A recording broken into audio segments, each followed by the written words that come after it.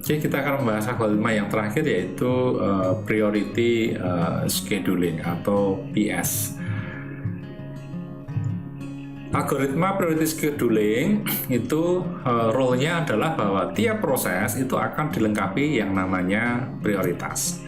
Maka disebut dengan priority scheduling gitu ya. Kemudian CPU itu dialokasikan untuk proses yang memiliki prioritas yang paling tinggi. Jadi proses yang paling proses.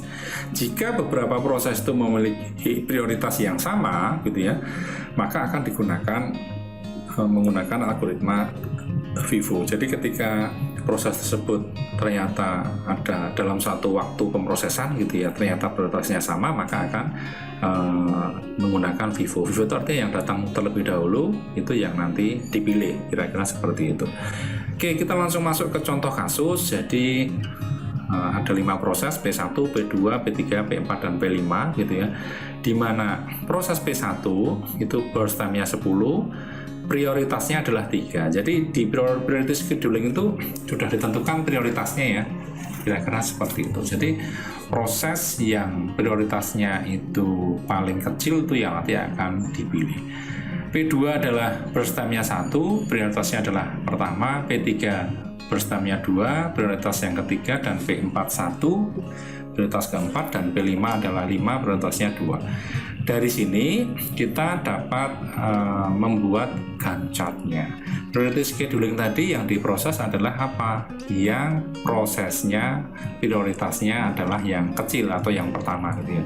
Dari sini kita lihat berarti P2 itu nomor 1 gitu ya. Kemudian prioritas pertama, prioritas selanjutnya adalah P5, P1, P3, dan P4. Dari sini kemudian kita bisa menentukan P1 itu berapa. P2 dulu ya, karena dia yang diproses pertama. P2 itu 1 gitu ya. Kemudian berarti ini 1.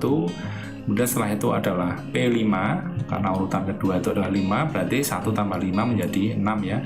Kemudian selanjutnya adalah P3 ya, urutan ketiga kan P3 ya, itu adalah 2, berarti 6.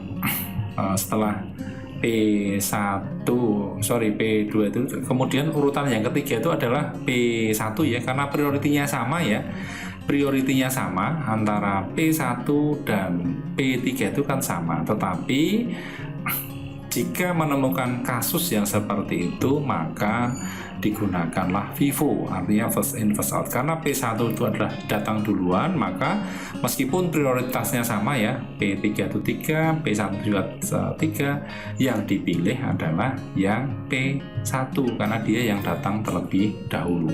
Sehingga P1 itu burst time-nya 10, berarti 6 tambah 10 menjadi 16. Setelah itu baru P3 burst time-nya 2, berarti 16 tambah 2, 18. Dan yang terakhir adalah P4 gitu ya. P4 itu adalah yang keempat, berarti burst time-nya 1, berarti 18 tambah 1 menjadi 19. Oke, kira-kira seperti itu ya. Jadi kesimpulannya adalah bahwa algoritma priority scheduling itu adalah memprioritaskan priority dari prosesnya. Jadi setiap proses itu akan ada level priority-nya. Yang priority-nya pertama itu yang didahulukan, kemudian jika ada prioritas yang sama, contohnya dalam kasus ini adalah P1 dan P3, maka yang akan didahulukan adalah yang datang terlebih dahulu atau FIFO ya. Berarti dalam hal ini adalah yang sama itu prioritasnya P1, P3, maka yang didahulukan adalah P3. Kemudian kita akan menghitung waktu tunggunya gitu ya. Yaitu waktu tunggunya adalah P1 6, P2 0, P3 16, P4 18, P5 1 ya. Dari Gantt chart tadi kan kita bisa menentukan waiting time-nya ya. Sehingga kita bisa menentukan average waiting time-nya. 6 tambah 0 tambah 16 tambah 18 tambah 1 dibagi dengan 5 ya. Berarti ada 8,2 milisecond. Oke, kira-kira itu yang bisa saya sampaikan terkait dengan algoritma penjadwalan priority scheduling.